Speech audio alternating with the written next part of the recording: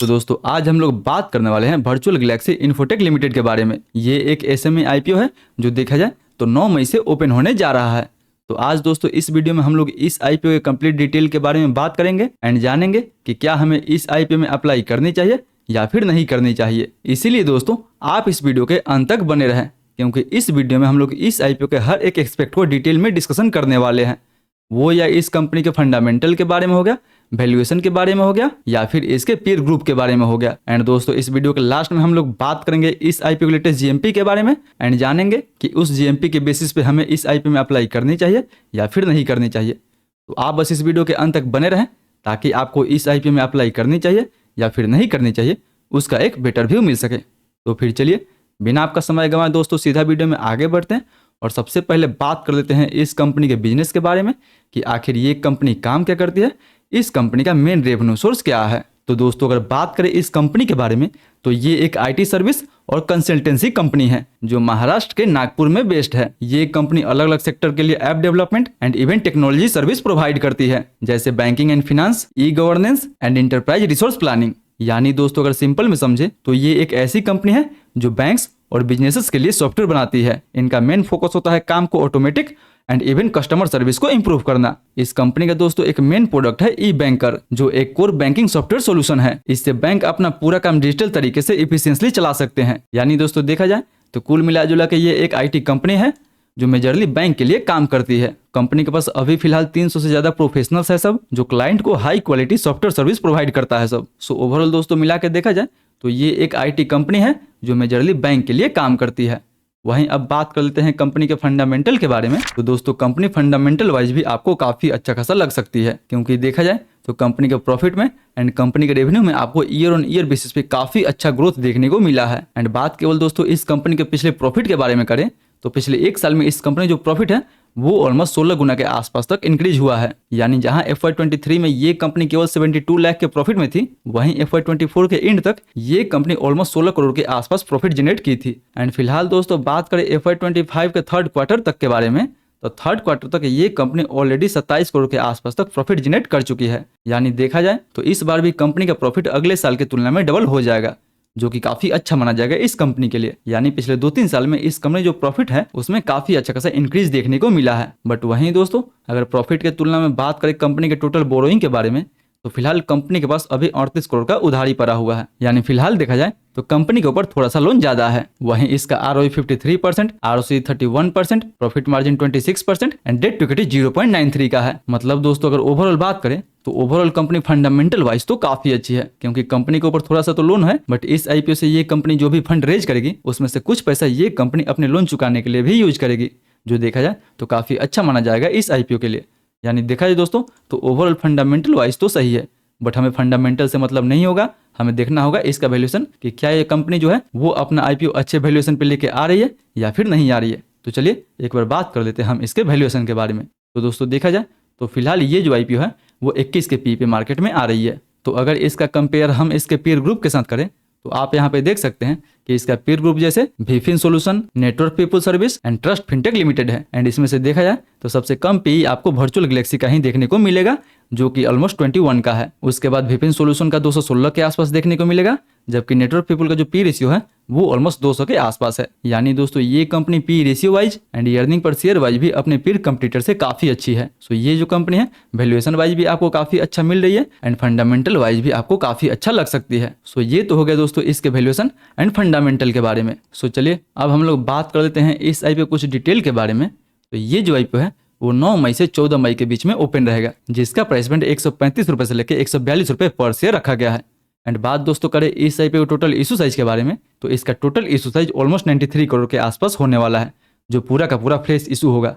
यानी दोस्तों इस आईपीओ में कोई भी ऑफर सेल नहीं होने वाला है, जो इस आईपीओ के लिए काफी अच्छी बात है। मतलब जितना भी ये कंपनी इस आईपीओ से पैसा जुटाएगी उसको अपने बिजनेस ग्रोथ के लिए यूज करेगी एंड कुछ लोन रिपेमेंट के लिए भी यूज करेगी, जो इस आईपीओ के लिए देखा जाए तो काफी अच्छा माना जाएगा। वहीं 10 रुपए के फेस वैल्यू पे मिनिमम आप इसमें 1 लॉट अप्लाई कर सकते हैं। 1 लॉट में आपको 1000 शेयर मिलेगा, जिसके लिए आपको 1,42,000 रुपए तक इन्वेस्ट करना होगा। एंड बात दोस्तों करें इस आईपीओ कोटा के बारे में, तो रिटेल के लिए इस आईपीओ में 35% का कोटा दिया गया है, जबकि क्यूआईबी के लिए ऑलमोस्ट 50% का कोटा दिया गया है। यानी दोस्तों ये जो आईपीओ है वो एसएमई आईपीओ है एंड एसएमई आईपीओ में भी ये जो कंपनी है मार्केट से लगभग 100 करोड़ के आसपास तक रेज करने वाली है, जो देखा जाए तो एक बड़ी अमाउंट है एसएमई आईपीओ के लिए। इसलिए इस आईपीओ में क्यूआईबी का 50% का कोटा होना काफी अच्छा माना जाएगा क्यूआईबी के लिए। तो रिटेल के लिए केवल 35% का कोटा रखा गया है, क्यूआईबी के लिए 50%, एनआईआई के लिए देखा जाए तो उनके लिए केवल 15% का ही कोटा रखा गया है। सो अगर आप इस आईपीओ में केवल रिटेल कोटा में अप्लाई करते हैं तो एनआईआई के मुकाबले आपको रिटेल कोटा में अलॉटमेंट मिलने का जो चांस है वो काफी ज्यादा बढ़ जाएगा। तो दोस्तों ये तो हो गया इस आईपीओ कंप्लीट डिटेल के बारे में। तो चलिए अब हम लोग बात कर लेते हैं इस आईपीओ कुछ इंपॉर्टेंट डेट के बारे में। तो दोस्तों जैसे कि आपको पता होगा ये जो आईपीओ है वो 9 मई को ओपन होगा एंड 14 मई को क्लोज होगा। एंड बात करें इस आईपीओ के अलॉटमेंट के बारे में तो इस आईपीओ का अलॉटमेंट आपको 15 मई को देखने को मिलेगा माँ शीतला के वेबसाइट पे। वहीं अगर बात करें इसके रिफंड के बारे में तो 16 मई को इस आईपीओ का रिफंड भी आपको देखने को मिल जाएगा अगर आपको इस आईपीओ का अलॉटमेंट नहीं मिलता है तो। एंड अगर आपको इसका अलॉटमेंट मिलता है तो इस आईपीओ का शेयर आपके डीमेट अकाउंट में 16 मई को ही क्रेडिट कर दिया जाएगा। एंड बात दोस्तों अगर करें इसके फाइनल लिस्टिंग डेट के बारे में तो फाइनली 19 मई को इसका लिस्टिंग भी आपको देखने को मिल जाएगा एनएसई पे। यानी याद रखें दोस्तों कि इस आईपीओ का जो लिस्टिंग है वो एनएसई पे होने वाला है, ना कि बीएसई पे होगा। तो 19 मई को इसका जो लिस्टिंग है वो एनएसई पे होने वाला है। तो ये तो हो गया अब इसके कंप्लीट डेट के बारे में। तो चलिए दोस्तों अब हम लोग बात कर लेते हैं कि क्या हमें इस आईपीओ में अप्लाई करनी चाहिए या फिर नहीं करनी चाहिए। एंड अगर अप्लाई करनी चाहिए तो लिस्टिंग गेंस के हिसाब से करनी चाहिए या फिर लॉन्ग टर्म का व्यू बना के हमें इस आईपीओ में अप्लाई करनी चाहिए। तो दोस्तों लॉन्ग टर्म या फिर लिस्टिंग गेन के लिए हमें सबसे पहले बात करना होगा इसके लेटेस्ट जीएमपी के बारे में कि फिलहाल अभी ग्रे मार्केट में इस आईपीओ का डिमांड चल रहा है। तो दोस्तों अगर बात करें इसके लेटेस्ट जीएमपी के बारे में तो इसके ग्रे मार्केट में अभी फिलहाल कोई डिमांड आपको देखने को नहीं मिलेगा। यानी ग्रे मार्केट में अभी इसका डिमांड फ्लैट बना हुआ है। तो एज पर जीएमपी अगर अभी के हिसाब से आप इसमें अप्लाई करते हैं तो आपको इस आईपीओ से कोई भी लिस्टिंग गेंस देखने को नहीं मिलेगा। बट दोस्तों जैसे कि आपको पता है कि कंपनी का फंडामेंटल भी ठीक है एंड वैल्यूएशन भी ठीक है, इसलिए हो सकता है कि आगे चल के इसके ग्रे मार्केट में हमें काफ़ी अच्छा खासा डिमांड भी देखने को मिले।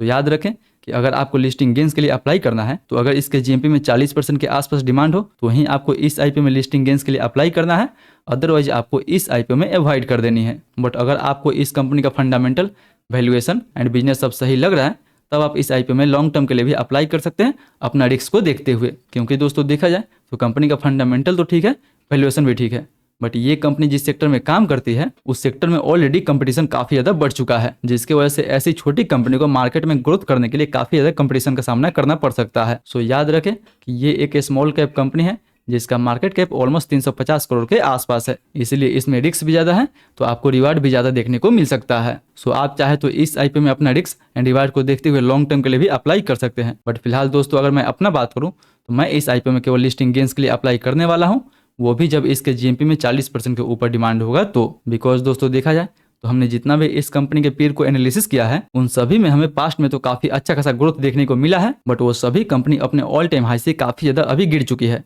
इसीलिए फिलहाल ऐसा अभी वो मार्केट नहीं है जिसमें हम आईपीओ में लॉन्ग टर्म में निवेश कर सके। हो सकता है कि लिस्टिंग के बाद ये हमें थोड़ी सी और नीचे मिले तब हम लॉन्ग टर्म के बारे में सोच सकते हैं, बट अभी के लिए मैं तो इसमें केवल लिस्टिंग गेंस के लिए अप्लाई करने वाला हूँ, वो भी इसके जीएमपी में 40% के ऊपर डिमांड होगा तो याद रहे दोस्तों कि 40% के ऊपर डिमांड होगा इसके जीएमपी में तो वहीं आपको अप्लाई करना है। एंड अगर आपको इसके जीएमपी का लेटेस्ट जानकारी चाहिए तो उसके लिए आप हमारे टेलीग्राम ग्रुप से जुड़ सकते हैं, जहां पे आपको हर आईपीओ के लेटेस्ट जीएमपी की जानकारी देखने को मिल जाता है। सो मेक श्योर कि जीएमपी के लेटेस्ट अपडेट के लिए आप हमारे टेलीग्राम ग्रुप से जुड़ना ना भूले। सो मैं तो इसमें लिस्टिंग गेंस के लिए अप्लाई करने वाला हूँ एंड लॉन्ग टर्म के लिए अवॉइड करने वाला हूँ। बाकी बात आप हमें अपना ओपिनियन बताएं कि आप इसमें लिस्टिंग गेंस के लिए अप्लाई करने वाले हैं या फिर लॉन्ग टर्म के लिए अप्लाई करने वाला है। सो आई होप दोस्तों आज का वीडियो आपको काफी इन्फॉर्मेटिव लगा होगा। अगर वीडियो अच्छा लगे तो वीडियो को लाइक करें, चैनल को सब्सक्राइब करें एंड जो भी आपका सवाल है मेक श्योर कि नीचे हमें कमेंट करके जरूर पूछे।